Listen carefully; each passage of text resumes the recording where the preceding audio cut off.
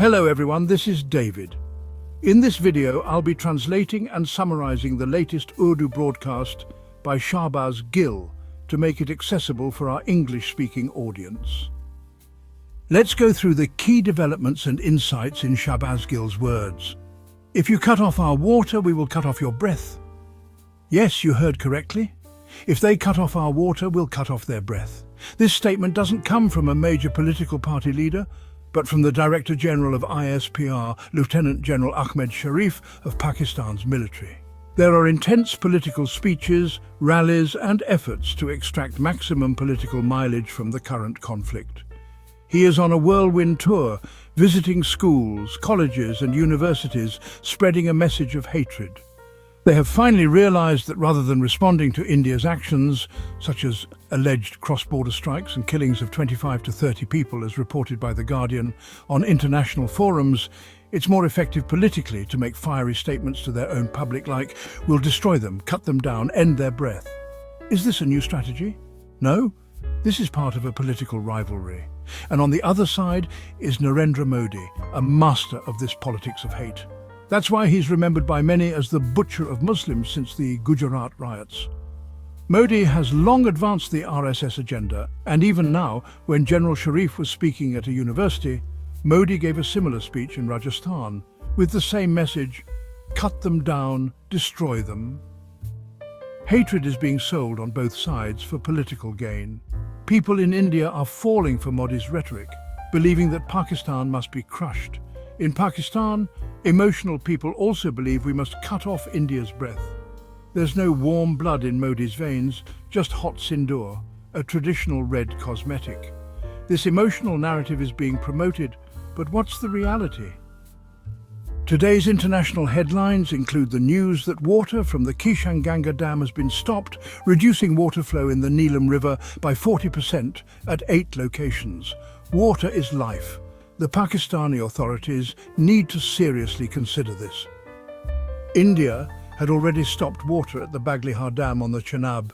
This has been reported by Reuters and other international outlets. Stopping water like this is effectively an act of war. India previously fired 26 missiles over 4 days on 6 Pakistani locations. Pakistan remained silent at first, even when their air bases were targeted, until the Air Force responded. But now, instead of a solid defense strategy, political speeches are being made in colleges and universities declaring India must be annihilated, all to gain political advantage. Over the past 3 years, there has been desperation for attention. DG-ISPR has long yearned for popularity. Despite earlier claims by influencers like Muna Munib that the army doesn't care for popularity, just authority, it's now clear how much they do care. BBC recently interviewed Lieutenant General Ahmed Sharif and directly asked him about India's claim by Jaishankar, India's foreign minister, that they informed Pakistan prior to missile strikes. Pakistan's finance minister Ishaq Dar denied this. The BBC journalist asked Sharif 3 times if India had warned them. He dodged the question each time, instead repeating phrases like, "We are watching them, we're watching them." But the real question was, did India inform Pakistan before launching the missile? If yes, then why wasn't the nation told?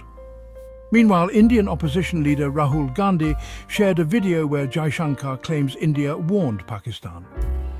But when asked, General Sharif only gave evasive answers, never confirming or denying the communication. The journalist asked clearly, but he answered with deflection, typical of sensationalist talk. In the universities, though, the tone remains the same. If you stop our water, we'll stop your breath. In Sargodha, a dramatic political event took place, so over the top that even Bollywood directors would blush. Everything, from the hugging ceremonies to perfume preparation for a young girl meeting Mariam Nawaz, was staged. Today, at 8 in the morning, Mariam Nawaz arrived in Islamabad at the President's house to receive an honorary title. Not Field Marshal officially, but a symbolic military title was given to General Asim Munir, now Field Marshal Asim Munir. Mariam seemed unprepared while addressing the Indian army. Nervous, under pressure, and perhaps not well briefed, she stumbled while speaking about size and capability. Later in Sargodha, a girl from the university trained for 3 days, was coached on what to say to Mariam. Even perfume was bought for her by district authorities to impress Mariam during the hug. This interaction was so scripted that it seemed like a film scene. The girl said in English, "Mom, I adore you. I'm a big fan of your personality. May I hug you?" Mariam responded, "Let me come upstairs and hug you myself." More students followed, all neatly dressed like actors. It all felt like a well-directed Yash Raj production. Even a virtual hug was offered to students, with Mariam claiming she wished she could touch every child's head, something fit for social media virality, not politics. Now here's a contradiction. Mariam, in this same ceremony, questioned the Field Marshal title itself by implying that the real damage to Pakistan was on May 9th, not from India's attack. She indirectly said, "What happened on May 9th was worse than India's strike," meaning domestic political turmoil caused more harm than foreign attacks. This unintentionally undermines the justification for giving the Field Marshal rank.